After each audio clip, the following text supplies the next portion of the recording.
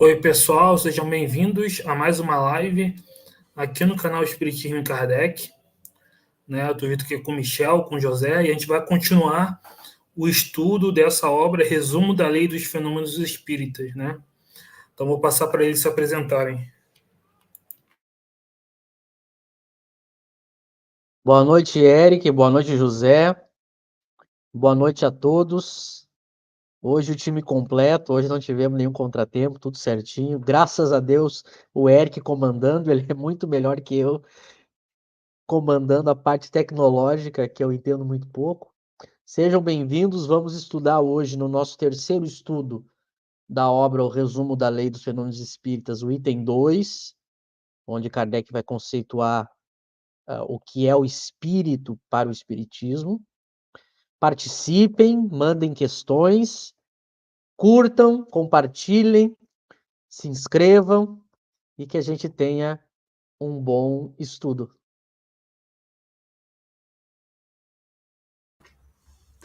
Bom, boa noite a todos, boa noite, Michel, boa noite, Eric. Uma alegria de novo a gente estar aqui para estudar essa obra importantíssima de Kardec, que é o resumo da Lei dos Fenômenos Espíritas, né? Então a gente vai dar sequência. Semana passada, se eu me lembro bem, a gente falou bastante sobre o tema da ciência, né? O Espiritismo enquanto ciência, porque a gente comentou o item número 1 dessa parte dos Espíritos, onde Kardec vai definir exatamente o Espiritismo como uma ciência, né? Nós comentamos que ele já havia colocado essa definição na obra O que é o Espiritismo, né? Essa obra importante também, de divulgação. Ele vai colocar no preâmbulo que o Espiritismo é uma ciência de observação e uma doutrina filosófica. Então, de fato, é um trecho bem importante para todos nós espíritos. E hoje a gente vai dar sequência ao estudo da obra, falando exatamente da definição do que é o espírito para o espiritismo. Então, desejo um excelente estudo a nós e, mais uma vez, pedir aí o comentário, as perguntas das pessoas do chat, né? Que curtam o vídeo, compartilhem e que a gente tenha um excelente estudo.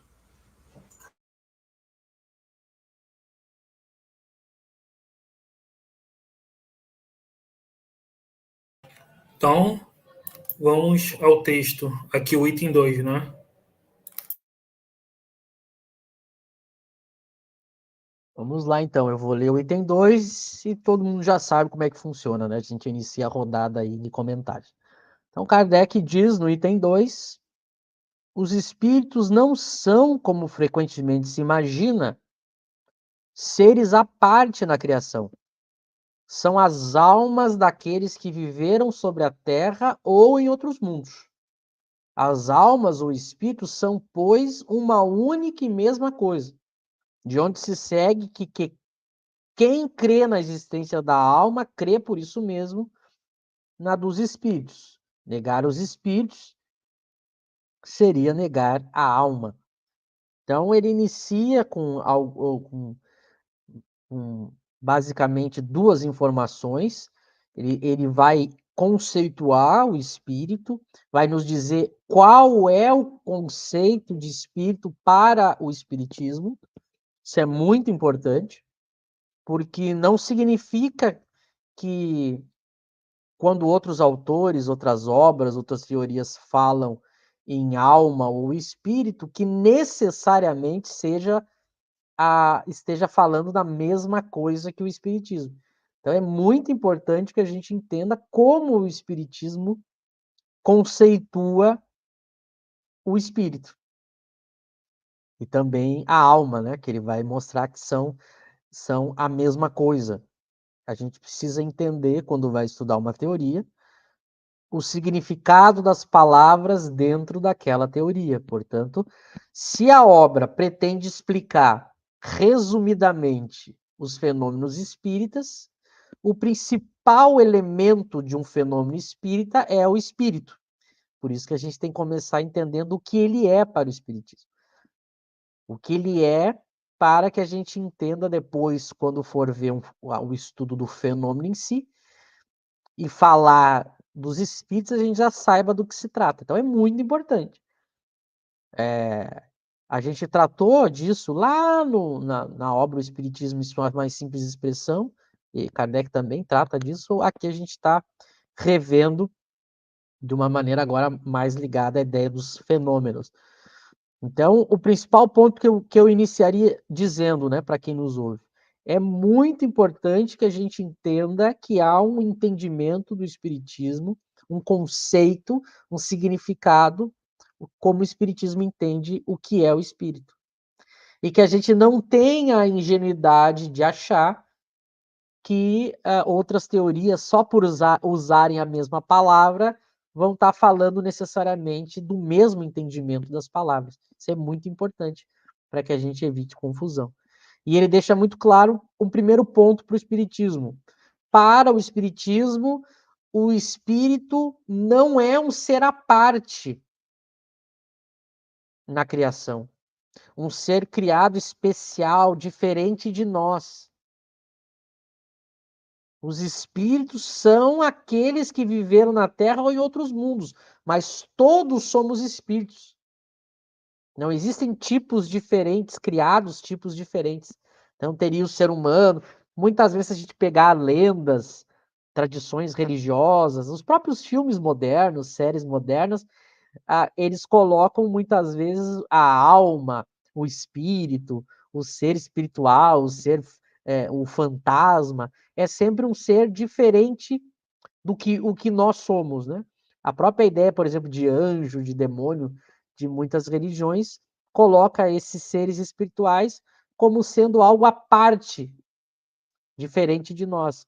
Quando para o espiritismo, o espírito ele não é um ser à parte. Todos nós somos espíritos, nós que vivemos agora num corpo, quanto aqueles que estão fora do corpo.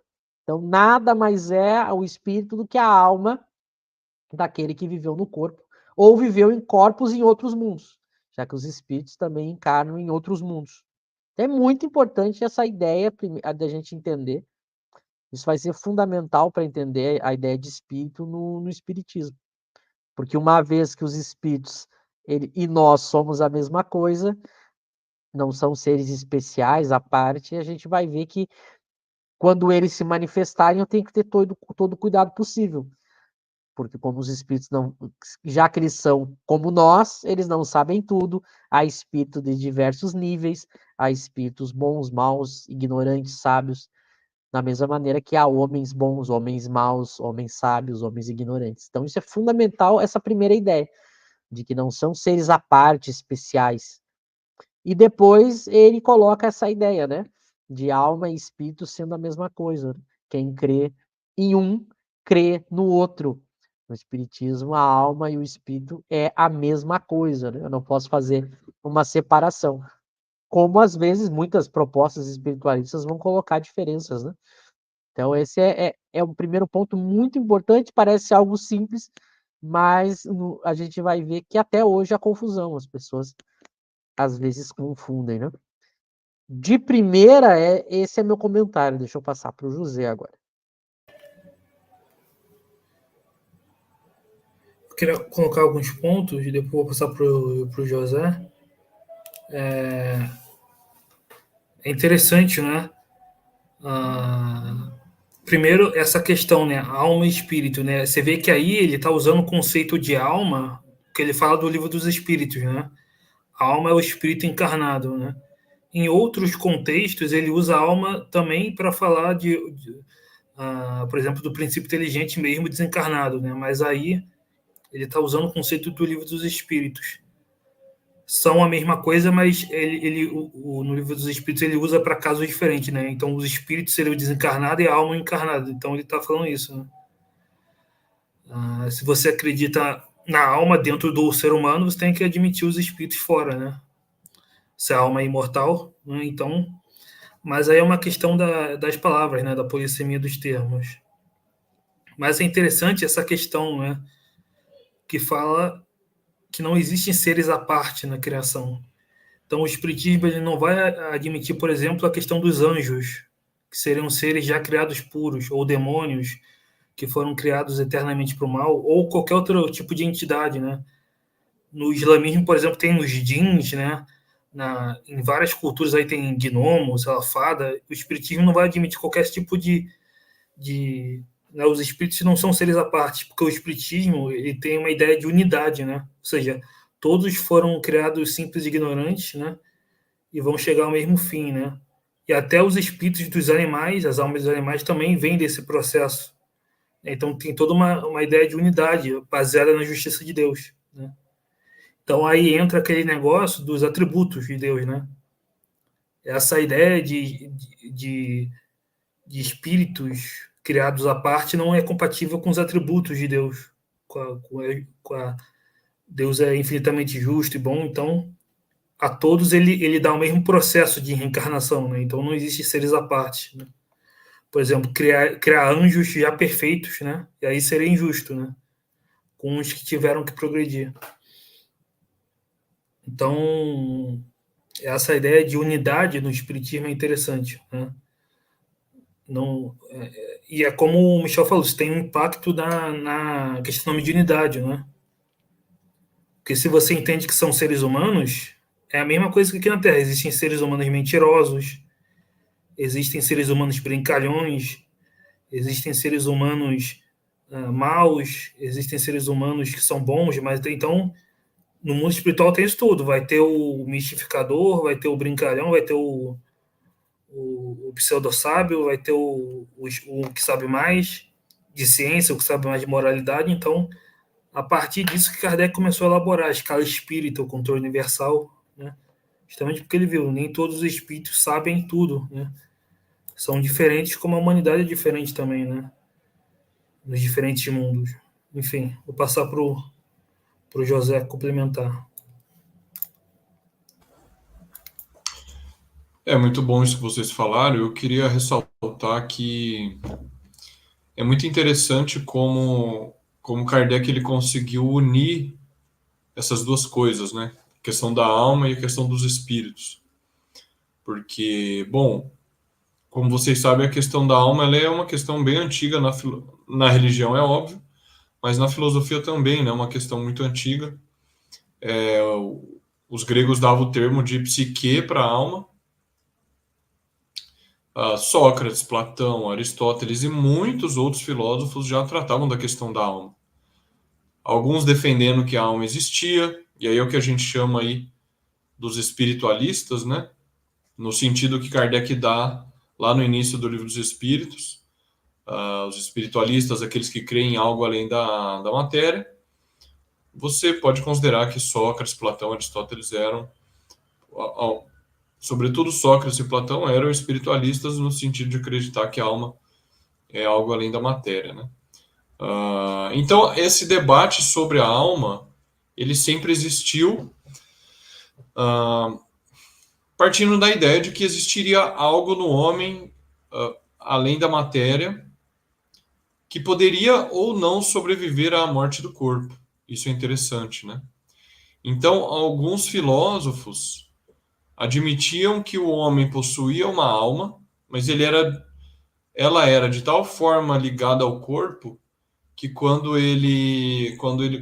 morria, quando o homem morria, quando o corpo morria, a alma se desfazia junto com o corpo, né?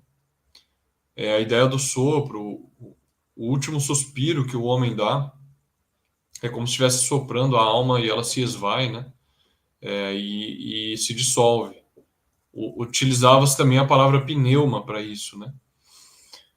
Então, e o debate sobre a existência da alma, ele vai se alongar ao longo de toda a história da filosofia, né? Vai estar presente entre os filósofos medievais, os filósofos cristãos, né, durante a Idade Média.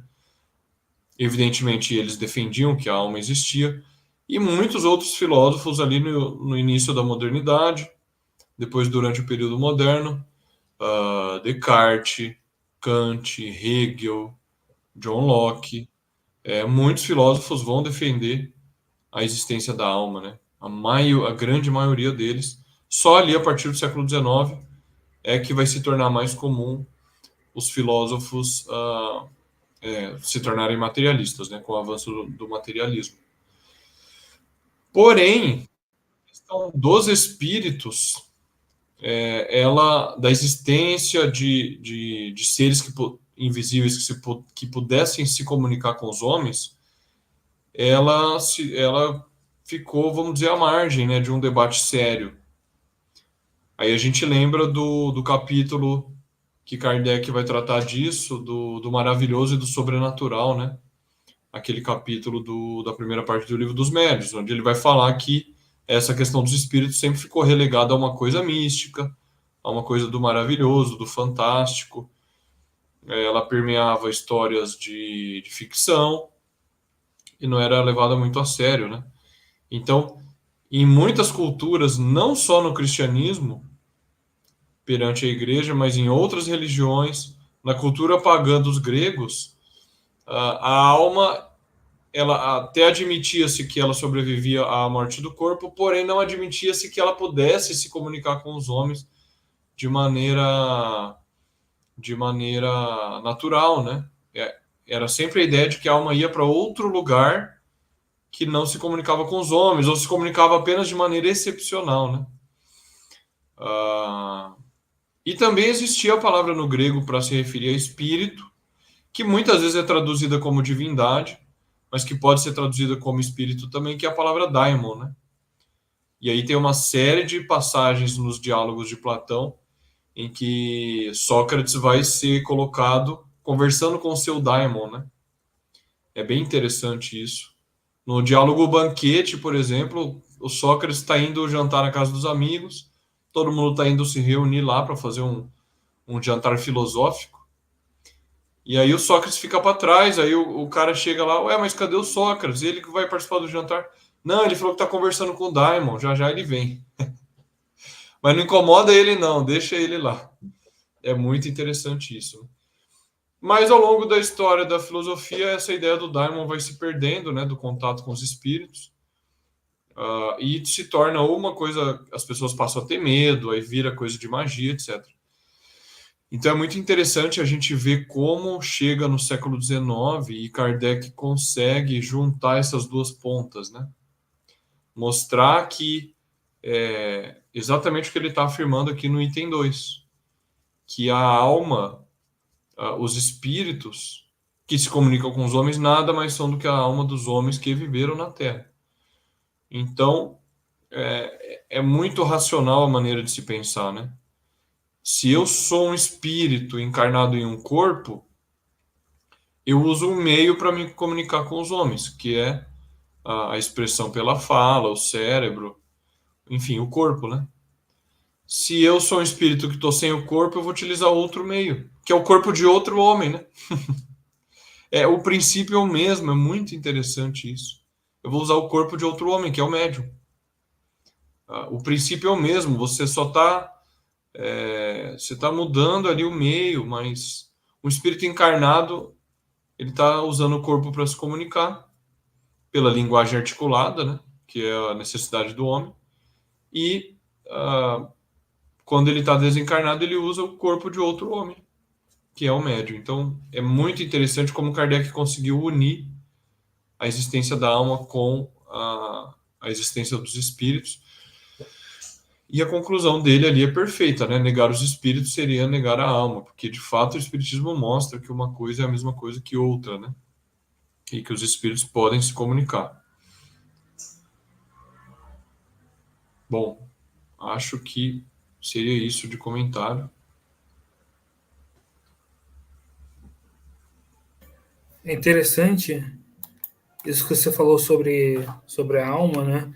Kardec, na introdução do Livro dos Espíritos, fala, né, da polissemia da palavra alma, né? E que muitas vezes a alma era tomada no sentido do princípio inteligente, do princípio vital, quer dizer. Ou seja, e assim sabe que é diferente, né? A alma é o princípio inteligente e o princípio vital é outra coisa, né? Matéria. E se a gente for voltar, por exemplo, em Platão e Aristóteles tomava a alma mais no sentido dessa coisa do pneuma, né? Do princípio vital. Né? Já Platão, né? Por isso o Kardec coloca Platão como precursor do espiritismo. Platão já se separa, né? A alma do corpo, né? Coisa diferente, né? E Enfim, tem muita discussão sempre na filosofia a respeito da alma, né? O que é alma, se a alma é alguma coisa, a alma é o nada, né? E a gente vai ver depois no item 3 que Kardec vai colocar a alma, né, como sendo alguma coisa, né? Enfim, até pelo perispírito, né? Mas a gente vai ver essa questão. Só aí, eu vou ler o 3, porque ela está dentro dos próximos comentários que a gente vai fazer. E aí eu já leio, comento e passo para vocês, que ainda está dentro da mesma ideia, né? Pode subir o 3 ali, Eric, que daí eu leio. E notem que ele continua falando, né? Geralmente se faz uma ideia muito falsa do estado dos espíritos.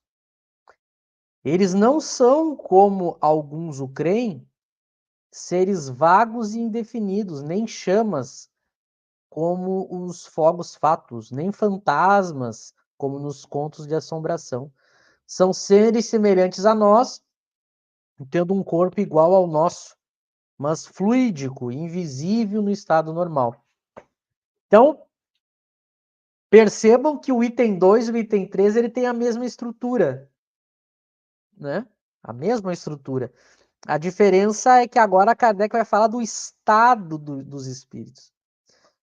Fazendo um gancho do que o José e o Eric estavam tratando, o grande problema da discussão, e ainda é hoje, né?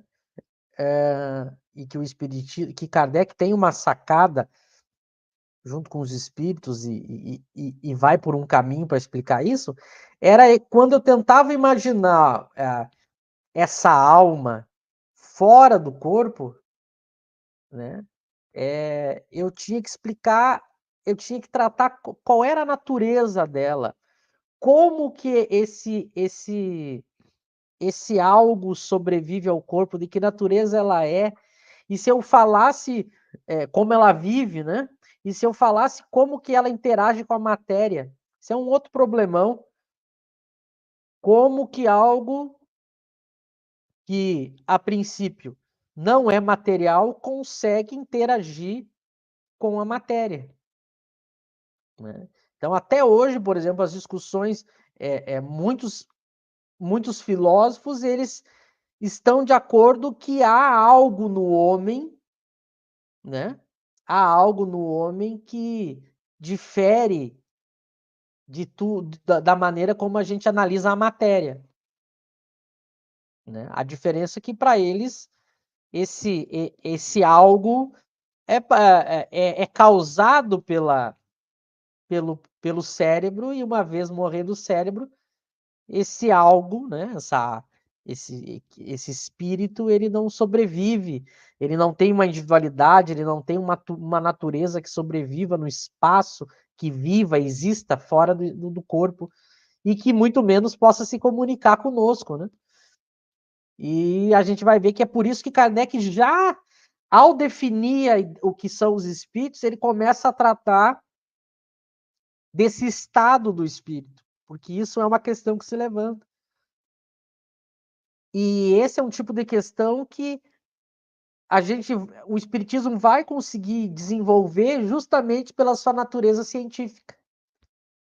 É justamente porque ele parte dos fenômenos que ele vai poder desenvolver toda uma teoria sobre isso.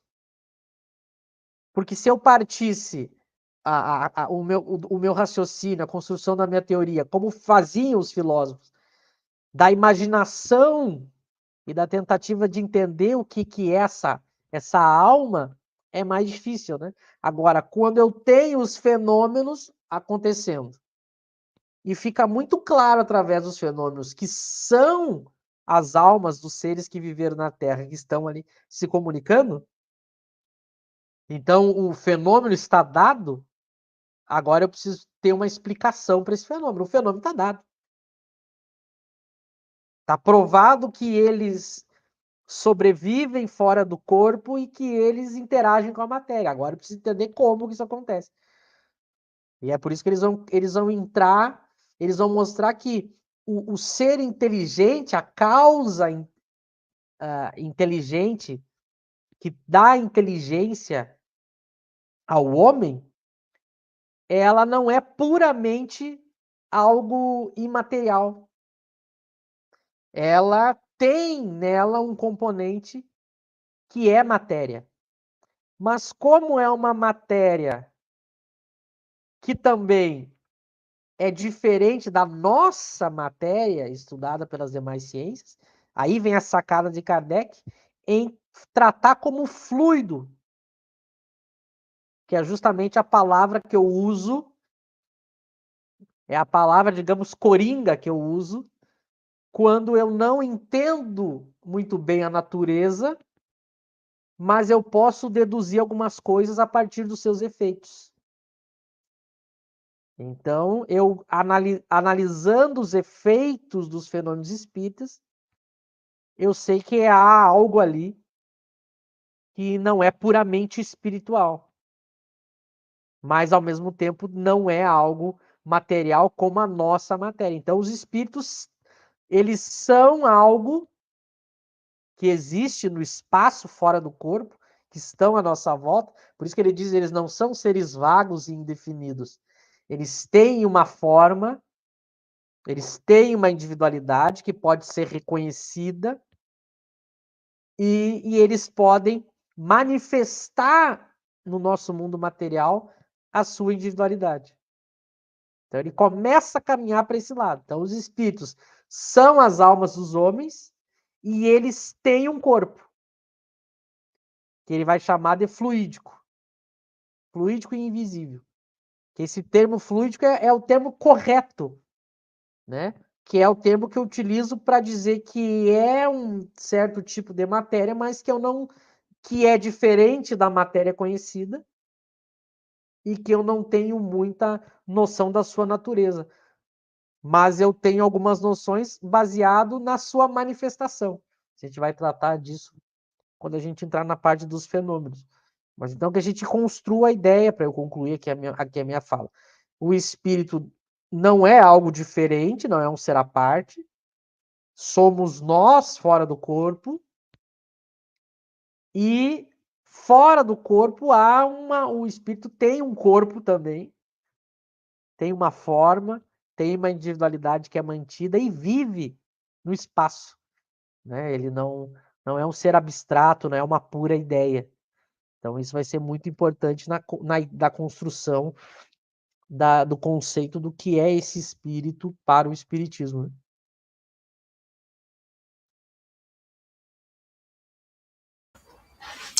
Exatamente, eu acho que o Michel ressaltou muito bem a maneira como o Espiritismo foi construído, né? Tá muito bem encadeado os itens aqui, né? Então, ele já definiu o Espiritismo como uma ciência no primeiro item e falou que os espíritos são as almas dos homens no segundo item. Então, aqui no terceiro, ele vai continuar desenvolvendo e vai explicar que os espíritos são seres semelhantes a nós, tendo um corpo igual ao nosso, mas fluídico e invisível no estado normal.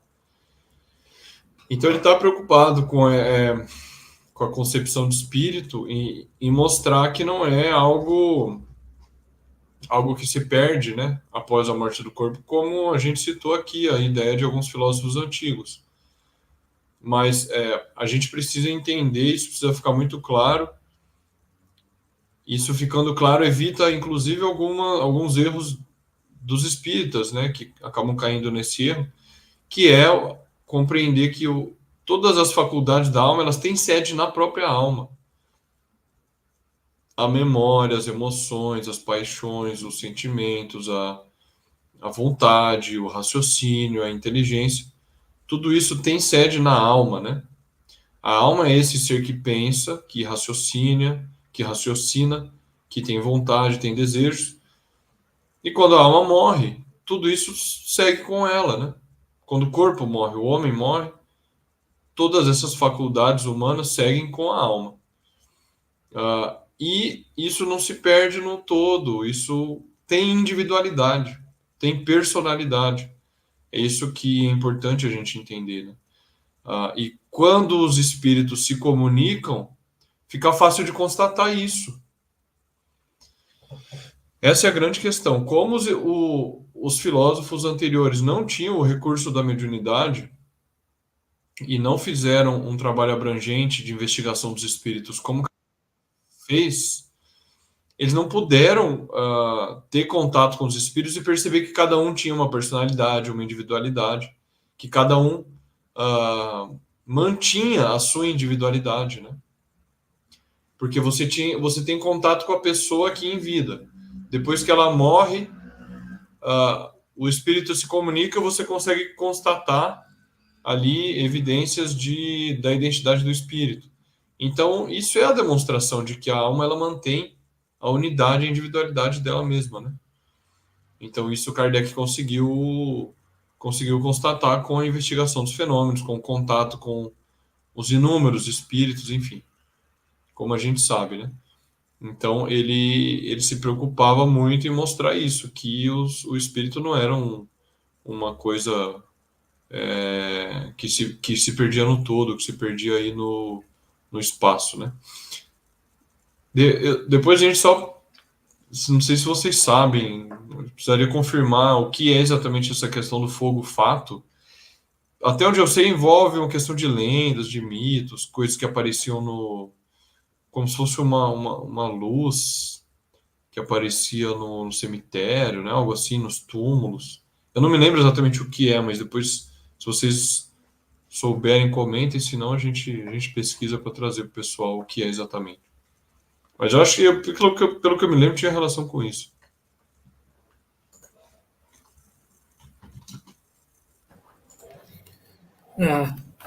Porque algumas pessoas usavam, né, essa metáfora, né, para representar a alma como uma chama, como um fogo, né, mas é óbvio que não levar o pé da letra, né, essa metáfora, essa comparação. A alma, a gente não tem o sentido ainda para entender a natureza íntima da alma, né? Então, a gente sabe que a alma em si, né, ela é um tipo de matéria também, né? Quer dizer, ela não é o nada, né? Ela não é uma pura ideia, uma abstração, ela é alguma coisa. Por isso Kardec chama de matéria quintessenciada, né? Mas a gente fala que é imaterial no sentido de ser diferente de tudo que a gente conhece por matéria, né? E está envolto no perispírito sempre, né? E o perispírito é um tipo de matéria mais sutil, né? Que tem algumas características da matéria tangível, mas é mais sutil. Então, e que tem a aparência humana, né? Então, não são seres vagos, como diz aí, indefinidos. É um ser definido, né? E eu me recordo aqui na própria obra do Cosme, né, ele fala, né, que na filosofia a matéria é tudo aquilo que não é pensamento, né? E como a alma não é um pensamento, o pensamento é um atributo da alma, né? A alma seria a matéria nesse sentido. Né? Porque o pensamento aqui no sentido de todas as faculdades morais, intelectuais, né? Então a memória, a consciência, né? Diferente do movimento espírita brasileiro que coloca a memória no perispírito, a memória tá na alma, né, em si. O perispírito muda o tempo todo como matéria e se eu tivesse memória no perispírito ele perderia, né, viria retrogradação, enfim. Mas então, diferente de como imaginavam alguns filósofos, a alma é alguma coisa, né? Não é o por nada, né? Tem uma presença espacial, temporal, enfim. E o perispírito ele vem resolver esse problema, né, que o Michel tinha falado, do problema mente-corpo, né? Descartes colocou o dualismo, mas o que unia a alma ao corpo se são de natureza diferente, né? O perispírito entra exatamente com essa explicação de um elemento semimaterial que uniria a alma ao corpo, né? Então, por isso Kardec usa o termo fluido, né? Na época, os cientistas davam tem até uma pergunta sobre isso, a gente vai falar depois, mas na época você tinha o fluido calórico, o fluido elétrico, né? Porque os cientistas davam esse termo fluido a fenômenos e tipos de matéria desconhecidos, né? Então, por isso que Kardec chama de fluido. Ou seja, é um tipo de matéria, né? Diferente da questão da energia que a gente vai comentar, mas é um tipo de matéria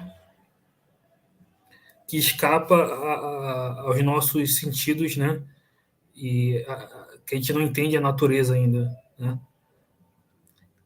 E é um tipo de matéria que é invisível no estado normal, né? Mas que em certas circunstâncias os médiums podem ver, né? E pode atuar sobre a matéria nos fenômenos mediúnicos, né? Com a união com o fluido vital do médium. Então, quando um médium vidente, por exemplo, vê um espírito, está vendo, né, o perispírito, não a alma em si. E o perispírito dá a forma, né, dá a aparência humana, né? Então, é importante comentar que é uma aparência, né? Não tem órgãos, né, obviamente, mas tem a aparência humana. Então, é um ser definido. Né? E isso é algo consolador, né? Porque você imaginar a alma como um puro nada, como uma pura ideia, né? Imagina você imaginar seu parente como um nada, né? Como uma pura ideia. Com a ideia de perispírito, não. O seu parente está do seu lado e tem aquela mesma aparência, né? Humana. Se você só não consegue ver porque você não tem aquela faculdade mediúnica, mas está ali do seu lado, te auxiliando, né? Então isso é extremamente consolador pensar assim, né? Não está num local distante, não é um puro nada, uma pura ideia. Enfim, vocês têm mais alguma coisa a colocar? Michel? Acho que o pessoal tem bastante pergunta, eu acho, né? Tem algumas coisas, pelo que eu estou vendo ali. Se a gente quiser colocar, a gente ir abordando. Acho que o Alex fez algumas, né? Eu não consegui ler todas, assim, mas eu vi que alguma coisa ele perguntou ali. De repente a gente vai tentando comentar sobre isso. Sim, ele pergunta aqui ele pergunta, ou seja, o fluido é uma matéria do que energia, correto afirmar isso? Eu não entendi muito bem a pergunta. Ficou é uma matéria do que energia? Não entendi exatamente o que a pergunta quer dizer, mas o que a gente pode comentar é que a gente sabe que o movimento espírita associa, né, o fluido que o espiritismo trata com energia. O próprio André Luiz faz isso, né? Tenta associar também a eletromagnetismo, essas coisas. Só que Kardec não faz essas confusões, né? Kardec não mistura os conceitos, né? Ele não pega conceitos de outras ciências para tentar usar como exemplo, para tentar conceituar os conceitos espíritas, porque não são a mesma coisa, né? A energia, ela é uma propriedade da matéria, pode ser inclusive calculada, o perispírito ou o fluido universal, não é uma propriedade da matéria dessa que as ciências estudam, né? É justamente por não se saber a sua natureza que é chamado de fluido, né? Justamente para não ser confundido com a matéria que as ciências estudam, que Kardec sabiamente chamou de fluido. Sabiamente ele chamou de fluido, que é justamente para mostrar que é algo diferente, né? Claro que ele vai afirmar várias vezes que esse fluido também é matéria, porque ele está usando aqui como referência o espírito. Então, quando eu comparo o ser espiritual em si com o fluido é matéria, né? Agora, quando eu comparo o fluido com a matéria grosseira nossa, eu posso chamar de semimatéria, percebe? Tudo depende da referência que eu estou usando. Mas o que ele deixa muito claro é que o ser, a inteligência em si, o princípio inteligente, ele é, ele é algo que se diferencia de tudo que a gente chama de matéria. O perispírito ou o fluido universal que o Espiritismo vai tratar. Ele é matéria, ele é um tipo de matéria, né? Mas de uma natureza diferente da matéria conhecida. Então eu posso chamar de semimatéria, para diferenciar. E a matéria é o que aí as ciências estudam, né? As ciências acadêmicas. Então ele deixa bem claro que essas três coisas são diferentes, né? Agora, depois ele vai mostrar, eu não queria, às vezes é útil a gente adiantar alguma coisa, né? Depois ele vai mostrar que não há espírito sem perispírito, né? Esse ser, o ser puramente inteligente, né? Esse ser espiritual, ele nunca está separado do seu corpo espiritual, do seu perispírito, né?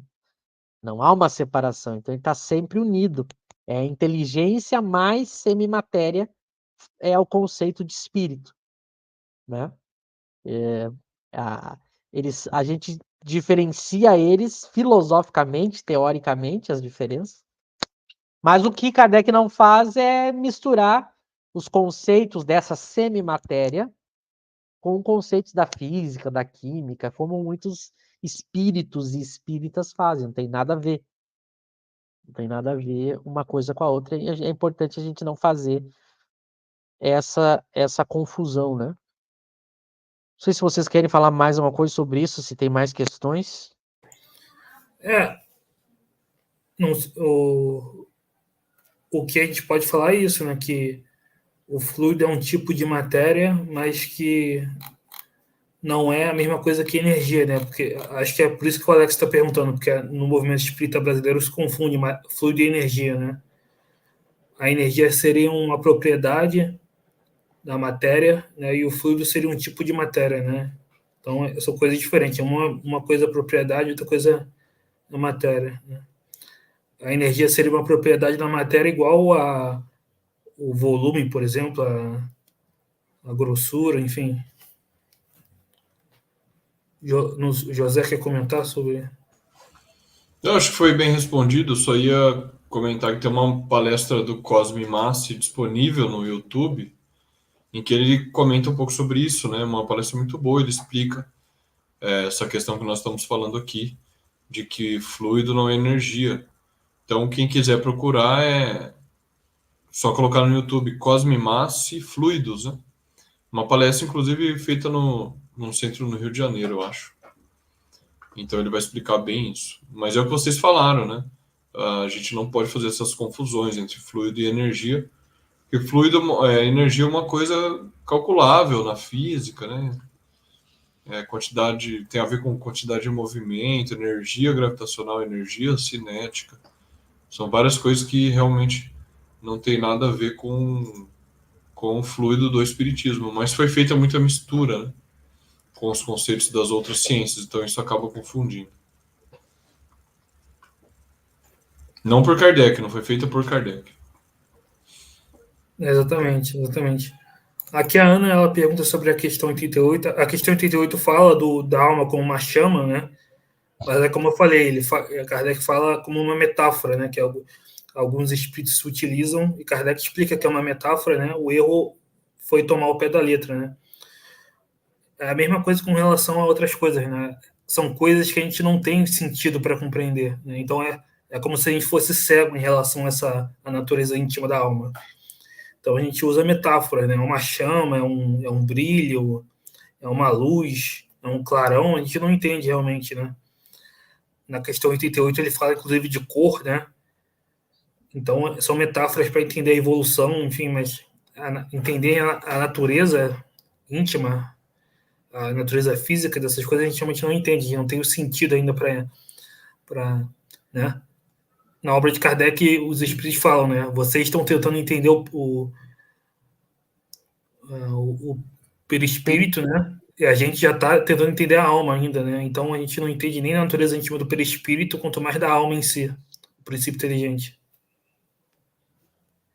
Uma dica que eu posso dar para quem, por exemplo, essa pergunta da Ana, a gente nunca pode ver uma questão do Livro dos Espíritos isolada apenas. né? Aliás, muito da confusão que se faz no movimento espírita é porque a pessoa pega um item isolado ou frases isoladas e aí a pessoa passa a concluir coisas a partir dessa questão, né?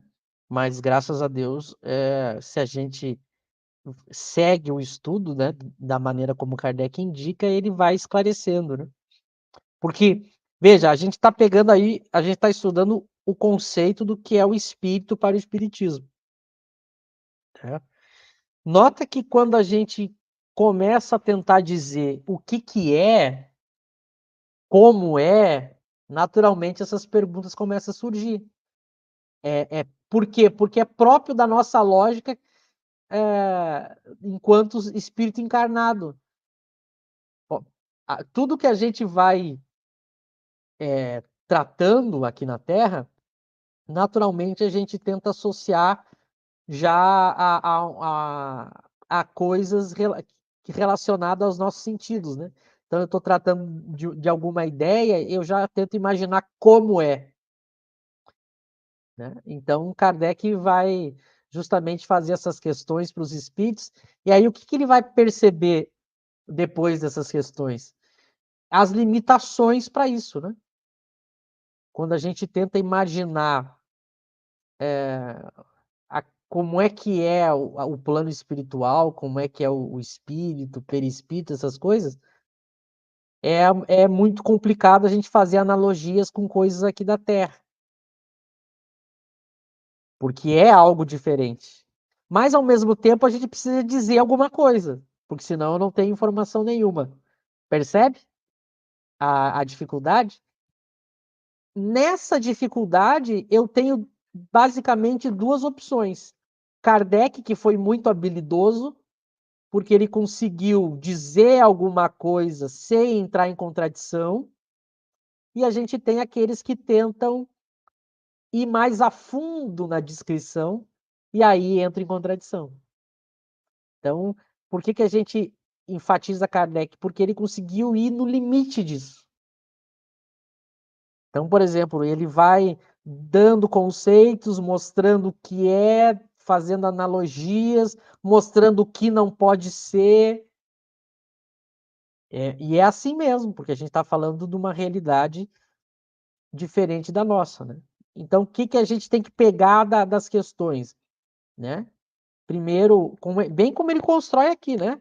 O espírito, ele não é um ser à parte, então não é um ser especial, como a ideia de anjo, demônio, duende, fada, que nem o Eric colocou antes, são as almas dos homens, primeira coisa importante. Então, aí está estabelecido aí uma igualdade de natureza, é o primeiro ponto importante. E depois ele coloca, olha, esse ser espiritual, essa inteligência que sobrevive além do corpo físico, ele tem um corpo. Ele tem uma forma. Então, nota, para a gente ir caminhando com Kardec e não se perder, é importante que a gente grave essas ideias. Claro que é natural que a gente pergunte, bom, mas como é que foi criado? Como é que eu diferencio um do outro? Esse corpo, nota, eu vou fazendo mais perguntas. E é aí que estão as armadilhas, né? Que a gente vai ver. Muito cuidado com as deduções, com as conclusões apressadas. A gente tem, quando vai estudar uma ciência, que ficar com aquilo que o autor disse. Como a gente está muito viciado em estudar espiritismo nas casas espíritas, em aprender espiritismo com os palestrantes e os espíritos aí conhecidos, a gente já viciou em apressadamente colocar mais elementos, né? Então eu diria que para a gente conseguir finalmente entender o que Kardec está dizendo, a dica que eu daria para todos: fiquem com as informações que ele está dando. Não coloque vírgula e acrescente alguma coisa. Então, não é um ser à parte, somos nós, e ele tem, como ele diz ali, ó, são seres semelhantes a nós, tendo um corpo igual ao nosso. Então, eles têm um corpo que é igual ao nosso, mas fluídico. Então, ao ele colocar que é fluídico, o que eu já sei? Esse corpo não é da mesma natureza que o corpo material, porque ele é fluídico. Ao colocar a palavra fluido, ele já está dizendo que é de uma natureza diferente. E ele é invisível no estado normal, invisível para nós, tá? No estado normal, esse corpo é invisível. Por isso que a gente não vê os espíritos. Nota, vamos sempre partir do simples para aprender o conceito que Kardec está dando, né? Por que a gente não vê os espíritos? Porque esse corpo dos espíritos é invisível para nós. Como ele é de uma outra natureza, olha como é simples agora, quando eu fico com o conceito de Kardec. Como ele é de uma natureza diferente, meu olho não capta. Por isso que é invisível. Aí fica fácil de entender. Por isso que a gente tem que partir do que Kardec diz para ir construindo a ideia. A gente se acostumou no movimento espírita, toda vez que a gente vai tratar de espiritismo, as pessoas já começam, mas e tal coisa que o espírito falou? Mas e tal coisa que o movimento espírita diz? Nota, aí isso confunde. Então, para a gente escapar dos enganos do que o movimento espírita faz, a gente tem que ir construindo com Kardec a ideia. Fica mais fácil assim. Então, nota como ele é claro e simples. São semelhantes a nós, já vou concluir aqui. Tem um corpo, mas, perceba? Ele é fluídico. Bom, então se esse corpo é fluídico, ele não é da mesma natureza que o do nosso corpo. Essa é uma conclusão que a gente tira. E é por isso que ele é invisível. Porque o nosso corpo, ele tem uma limitação. Os nossos olhos só captam determinado tipo de coisa. Há várias coisas invisíveis que a gente não enxerga com os olhos do corpo. Mesmo coisas materiais. Percebe? Então, essa primeira ideia, a gente partindo dela, fica mais fácil de entender. Né? Eu acredito que a questão, depois, o item 4, vai deixar mais claro ainda. Né? Não sei se tem mais questões, se vocês querem colocar alguma coisa.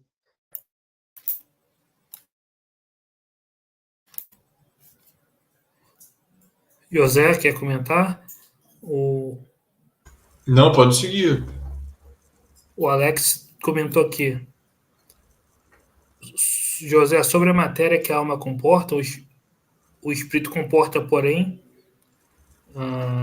não sabemos como armazena, já que não há órgãos do cérebro. Porém, não sabemos, ou vocês podem falar algo sobre. Pois, como o livro dos espíritos diz sobre a natureza de Deus como do espírito, não podemos saber a nossa condição do que estamos. É isso que eu entendo, exatamente, né? Tá na alma a memória, mas a gente não sabe como é a natureza íntima da alma, a gente não sabe. Então, saber como armazena, enfim. Mas a gente sabe que o perispírito ou o cérebro é só um instrumento de manifestação da memória das faculdades, né? As faculdades citando a alma. Passar para o José, já que o Alex se referiu aqui. Exatamente. Todas essas faculdades, elas têm sede na alma, né? Não poderiam estar na matéria, no perispírito, porque o perispírito se modifica, por exemplo, conforme a mudança de planeta a planeta, né? Isso é, ao menos, o que a teoria espírita coloca. Então, se ele troca de perispírito de um planeta para outro, para onde iriam as memórias dele, né? A gente não precisaria nem fazer esse raciocínio, na verdade. Se a gente pensar que todas as faculdades humanas estão na alma, por que com a memória seria uma exceção de estar no perispírito, né? Se o raciocínio, a vontade, a imaginação, os desejos estão na alma, por que é que a memória estaria no perispírito? Né? Não faria muito sentido, assim. São faculdades semelhantes, né? Então faz todo sentido que elas estejam na alma. Agora, como isso ocorre, a gente não sabe. Não sabemos exatamente o mecanismo que explica a memória na alma. É o que a gente acabou de comentar, né? O Michel acabou de comentar. Não conhecemos nem sequer o perispírito. Não, o Eric comentou, não conhecemos sequer o perispírito. A gente não vai saber exatamente como ocorre o mecanismo de funcionamento ali da memória na alma. Isso realmente. E não sabemos também o raciocínio, não sabemos nenhuma faculdade humana como é que é o mecanismo. A gente sabe como ela se manifesta, como ela se apresenta aos outros homens, né? A gente estuda tudo isso a partir do fenômeno, tendo contato com os espíritos, eles manifestam sua memória, sua vontade, seu raciocínio. Eles manifestam tudo isso através da linguagem, da comunicação. Mas o mecanismo interno, de fato, a gente não conhece.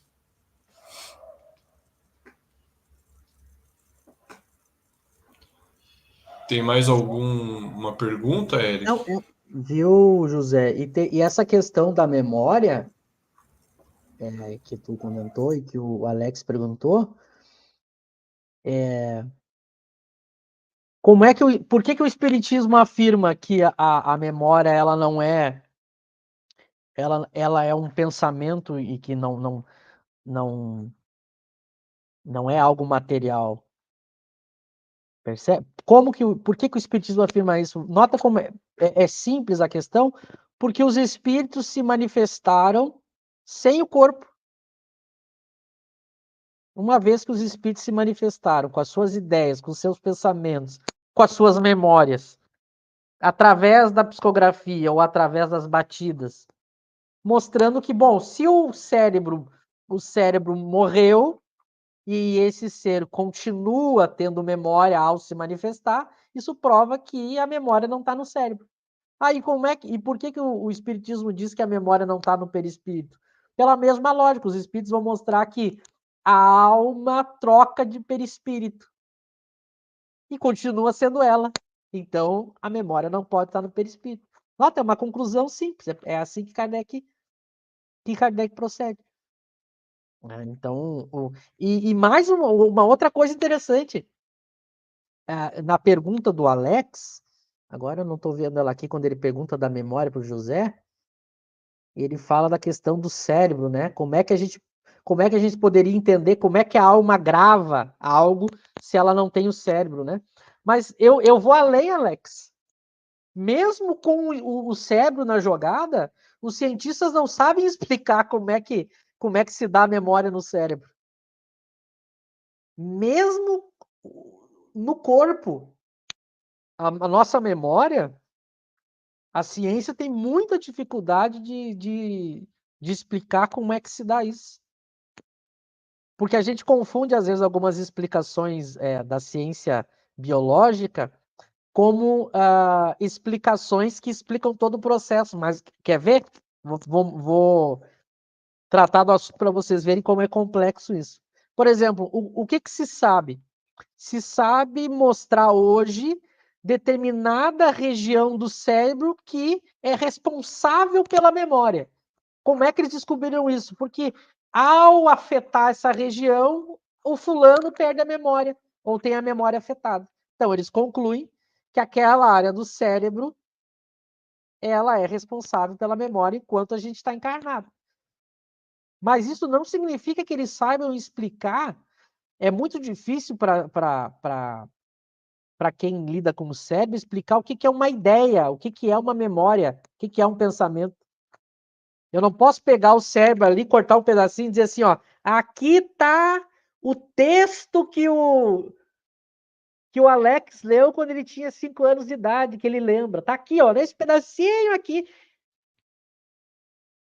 Percebe? É muito complexo até para a própria ciência médica explicar a memória. Uma coisa é explicar partes dos cérebros que se acionam ou que, se afetados, afetam a memória. Mas explicar como se dá, como é que eu explico uma ideia, um pensamento no cérebro, é uma coisa bem complexa. Aliás, os próprios filósofos materialistas sabem dessa dificuldade. A própria filosofia materialista tem dificuldade de explicar isso. Como é que eu identifico pensamentos e ideias com a teoria simplesmente do cérebro?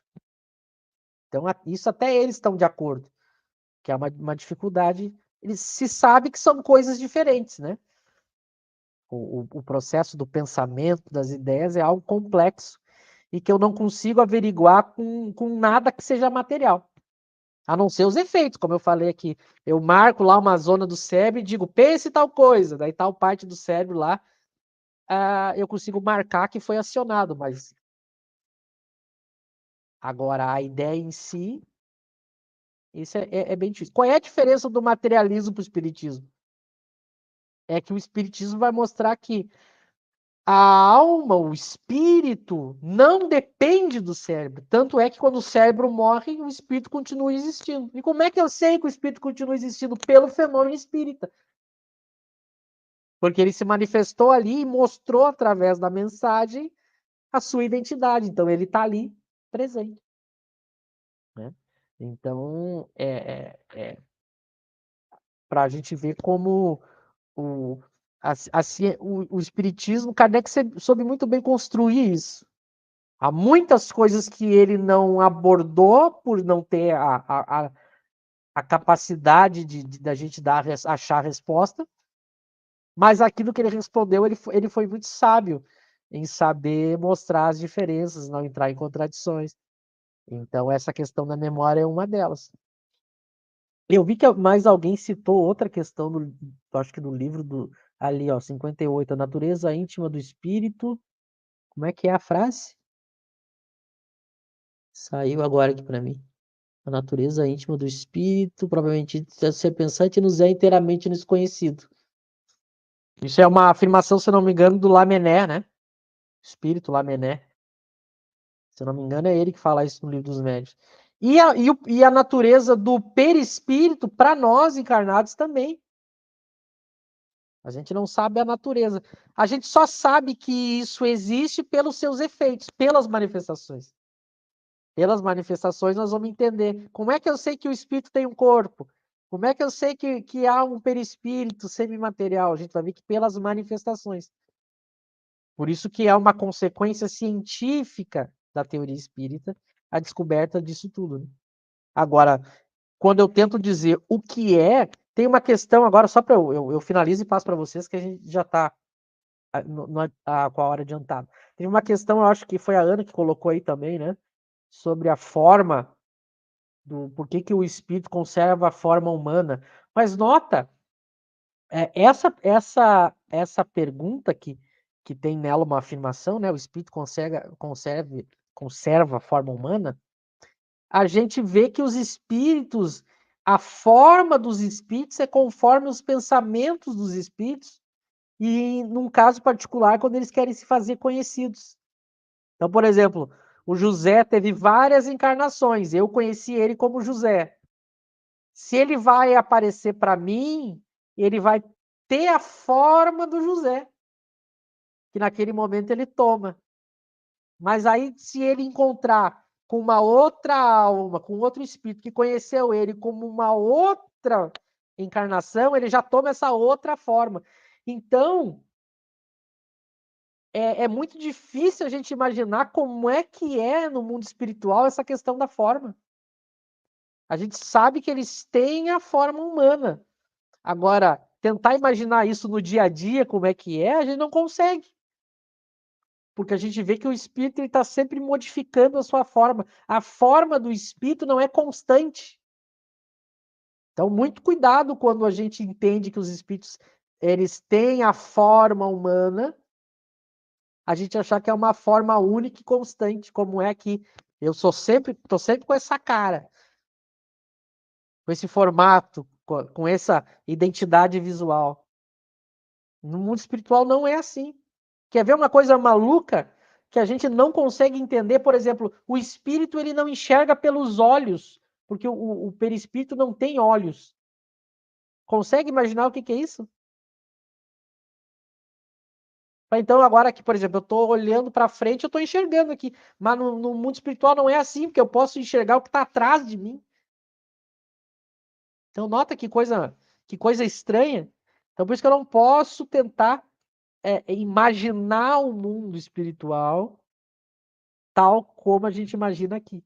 Tem que ter muito cuidado de estender. A gente pega um conceito que Kardec dá, Eu sei que isso é culpa do movimento espírita e principalmente do André Luiz. A gente pega um conceito e estica ele, né?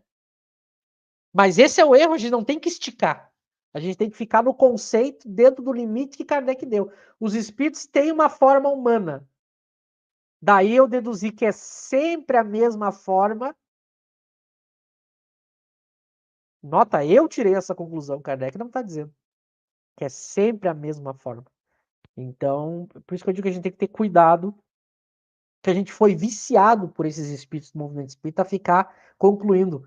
É muito parecido com aquele senhor que defende a ideia das colônias espirituais, e ele faz isso, ele pega um conceito e estica. Ele diz assim, os espíritos dizem para Kardec que podem criar objetos.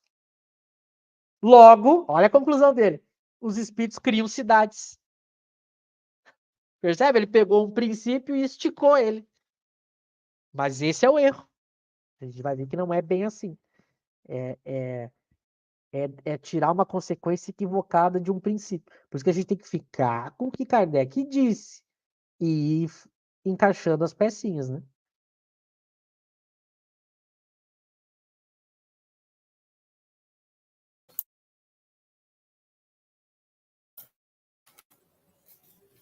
Exatamente. Né? A Ana tinha perguntado também, mas ainda falando sobre a memória, né? A gente não. O que o materialista faz é confundir a causa com o efeito, né? Então, por exemplo, você lembrou de algo, aí ativou a memória no cérebro, né? Aí ele vai falar, não, o cérebro é a causa, na verdade é o efeito, né? Então o materialista confunde a causa com o efeito, faz uma falsa relação de causalidade ali. Enfim, isso são questões de trabalhar na filosofia da mente, mas o espiritismo comprova, né, que existe memória sem o... porque os espíritos se manifestam sem corpo, né? Mas aí o movimento espírita fez o quê? Colocou um cérebro no perispírito, né? Um cérebro perispiritual, aí tem memória, né? Mas não faria sentido nenhum, né? E como a Ana perguntou aqui sobre a questão de mudar de mundo, né? Isso tá, é bem básico dos princípios espíritas, né? O perispírito muda conforme o progresso e quando muda de mundo, né? Porque toma os fluidos daquele mundo, né? Então, se você vai para o mundo superior, você toma os fluidos mais sutis, né? Tanto que na Gênesis, Kardec diz que Jesus pegou a parte mais sutil do fluido terrestre, né? Para se revestir. Então, ou seja, perderia a memória, né? Se tivesse memória no perispírito, né? Seria a retrogradação, né? Perderia o conhecimento, o aprendizado, né? E a questão da aparência, por que os espíritos têm aparência, é o que o Michel falou, para ser reconhecido, para a identidade, né? Nas aparições, né? Então, se quando eu desencarnar, se me evocarem, eu vou aparecer com essa aparência, né? Mas se em outra vida eu fui uma mulher, eu vou aparecer como mulher. Se outra vida eu fui, então você vai aparecer conforme o pensamento daquelas pessoas que te evocaram, né? Para ser reconhecido, né? Ou seja, então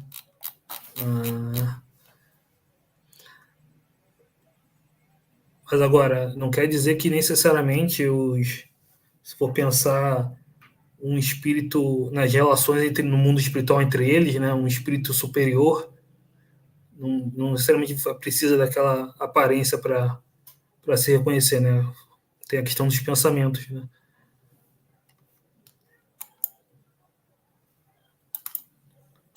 Enfim, não sei se o José quer comentar alguma coisa também. Não, acho que a gente respondeu bem essa questão da troca de fluidos do perispírito de um mundo ao outro. Não lembro se tem mais alguma pergunta não respondida, acho que a gente respondeu todas, né? A necessidade, do meu ponto de vista, é de se fazer reconhecer, né? É como o Michel falou, A Ana Cristina está perguntando aqui, né? Qual seria a necessidade do perispírito manter a forma humana? Por que o reconhecimento pela aparência e não o reconhecimento de outra forma? Qual outra forma seria, né? Aí que é o difícil. Dá para a gente constatar a identidade do espírito pela comunicação dele, dos pensamentos dele, através da psicografia ou da psicofonia, né? Da mesma maneira que aqui entre os homens, quando a gente liga para o telefone de alguém, da nossa mãe, nosso pai, sei lá, a gente reconhece a identidade da pessoa, desconsiderando aí o tom da voz, né, o timbre da voz, a gente reconhece pelos pensamentos que ela comunica. Mas a gente não pode esquecer que além da psicografia e da psicofonia, existem os médiums videntes. O médium vidente, ele vê. Então ele vê, e aí ele é um fenômeno da natureza, né? É um fenômeno da natureza. O espírito aparece, o médium vê, e a maneira como o espírito aparece é com a aparência que ele teve na última vida, ou a aparência que ele vai se fazer reconhecido mais facilmente por aquele grupo, né? O filósofo aparece com livros, sei lá, o médico aparece com estetoscópio, o artista aparece com violino, mas não é porque tem um violino, um livro, um estetoscópio espirituais, né? Só porque ele forma aquela aparência momentaneamente, especificamente para aquela aparição, né? E aí o médium vê. É o relato do médium, né? Por que o reconhecimento pela aparência? É a lei da natureza. A natureza funciona assim, né? O médium relata, ele fala, eu estou vendo, e aí a gente tenta compreender o fenômeno assim.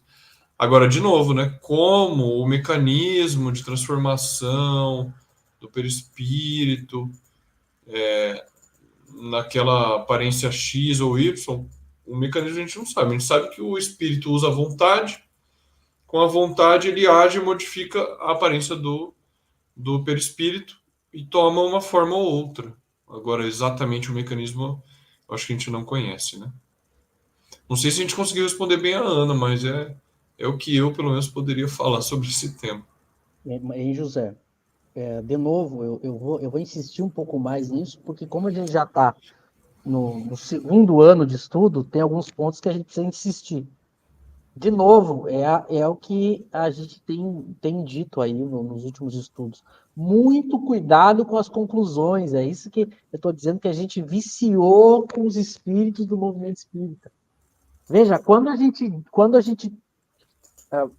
faz uma afirmação, quando eu afirmo algo, eu tenho que ter muito cuidado com as deduções que eu faço a partir daquela afirmação. Então, quando eu estou lendo um texto, eu tenho que ler aquele texto e ter cuidado com as deduções. Porque não necessariamente uma afirmação vai corresponder a todas as deduções que são feitas. Então, por exemplo, o perispírito, ele se modifica conforme o pensamento do espírito, ele toma formas diferentes e a gente pode reconhecer um espírito pela aparência. Já, por exemplo, digamos que Allan Kardec queira aparecer para nós. Ele vai tomar a forma de Allan Kardec, a forma que a gente conheceu como Allan Kardec. Mas muito cuidado, não se está dizendo com isso que só a aparência é que determina o reconhecimento, que não tem outra forma.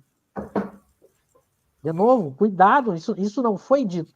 Então é evidente que os espíritos se reconhecem pelo pensamento. A linguagem dos espíritos é o pensamento. Só que o fluido, aí entra o conjunto do que Kardec vai descobrir. O fluido do perispírito, ele é suscetível ao pensamento. É que a gente aprendeu a pensar o perispírito muito semelhante ao corpo físico. E esse é o nosso erro. O perispírito, ele se modifica automaticamente com o pensamento do espírito. Ele é suscetível ao pensamento do espírito. Ele não é algo congelado, vou usar o termo congelado, por favor. ele não é engessado, duro, como é o nosso. Por exemplo, a gente está aqui no corpo encarnado. O nosso corpo não fica mudando de forma conforme mudam os meus pensamentos. Eu não, a gente é estática a nossa forma. O perispírito não. Kardec vai dizer que é uma coisa automática. Ao o espírito lembrar de uma encarnação tal, ao lembrar, olha, o pensamento lembra daquela encarnação e a forma perispiritual já toma aquele formato daquela encarnação. Mas é claro que os espíritos se reconhecem diretamente pelo pensamento, os espíritos leem os pensamentos. Só que às vezes o espírito ele quer chamar atenção para algum ponto e ele pode, pelo uso da vontade, pensamento, tomar algum formato específico para chamar atenção. Então, o fluido ele não é algo assim, ó, por exemplo, eu pego esse celular aqui e deixo ele em cima da mesa e viajo para o Japão e deixo esse celular aqui em cima da mesa. Esse celular vai continuar sendo esse celular aqui em cima da mesa. Ele tem uma independência do meu pensamento. O pensamento no mundo espiritual não é assim. Então eu não crio alguma coisa através dos fluidos e aquilo fica como um objeto para uso de todos. Eu crio um objeto e eu dou esse objeto para o José usar no mundo espiritual. Não é assim. Ela só se mantém enquanto o espírito está com pensamentos nisso. Aliás, esse é um dos argumentos contra as colônias e cidades espirituais. Eu teria que ter um espírito que ficasse o tempo inteiro pensando na colônia. Se ele, por algum momento, mudasse o pensamento, desaparecia a casa. Imagina, eu estou lá na minha casa, no mundo espiritual, e aí o espírito superior que toma conta da minha colônia, ele pega e pensa outra coisa, some a minha casa. Some a cidade inteira. Eu teria que ter um espírito pensando uma coisa só, o que vai contra a lei do progresso. Um espírito pensar numa coisa só, a gente não pensa numa coisa só, imagina um espírito superior. Então, por isso que Kardec, a gente está falando aqui muito do fluido, embora não seja o tema central, porque Kardec tem um capítulo na Gênese sobre isso, né? E quando essa obra foi escrita, essa que a gente está estudando agora, não existia a Gênese ainda. Ele não tinha terminado a teoria dos fluidos ainda. Mas a gente não pode pensar a matéria, o fluido, o perispírito, como a gente pensa o nosso corpo ou a matéria daqui. A gente não pode, por isso que é bem diferente. Por isso que é difícil de imaginar. É difícil de imaginar como é que é. O que a gente tem são as informações conforme o contexto. Por exemplo, a gente usou esse exemplo que em nenhum momento a gente disse que era o único. O espírito ele toma uma forma e eu posso reconhecer ele pela forma. Mas é claro que não é só assim, porque senão qualquer espírito poderia tomar a forma do outro e enganar. Imagina, eu poderia tomar a forma de Allan Kardec e me passar por Kardec no mundo espiritual? Óbvio que não, porque os espíritos leem o pensamento. Percebe? Então, por isso que eu digo, a gente tem que tomar cuidado com aquilo que está sendo... eu diria o seguinte, quando a gente vai estudar ciência, a gente tem que dar uma freada na imaginação.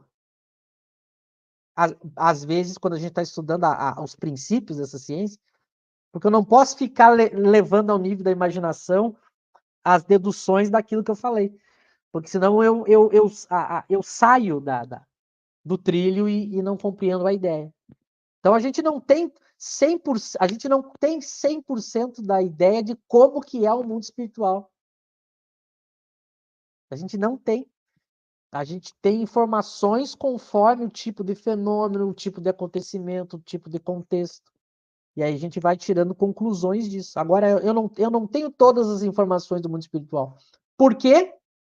Por causa do limite da linguagem. Então, muito cuidado. Por isso que eu insisti nessa questão.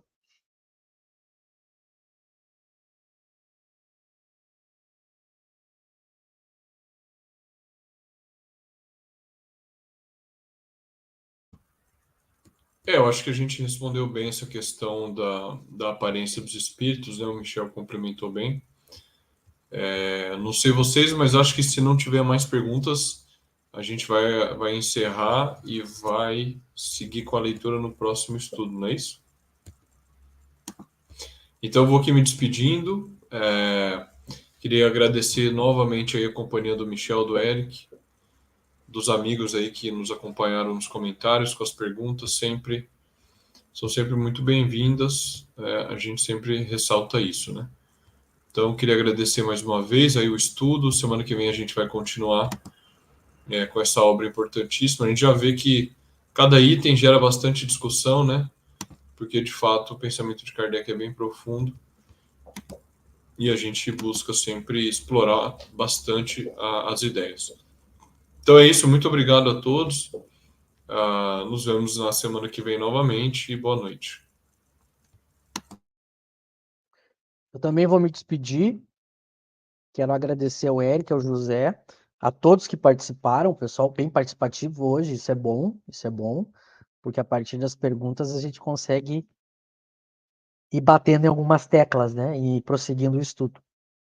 A gente vai ver que na quarta que vem, ele vai fazer uma espécie de síntese dessa ideia de espírito e perispírito, daí vai ficar um pouco mais claro, né? Mas é isso, obrigado a todos que participaram aí, o Luciano, a Ana, o Alex, todos que contribuíram. Quarta que vem a gente prossegue o estudo. Um bom resto de semana a todos e semana que vem a gente está aí para continuar. Um abraço a todos.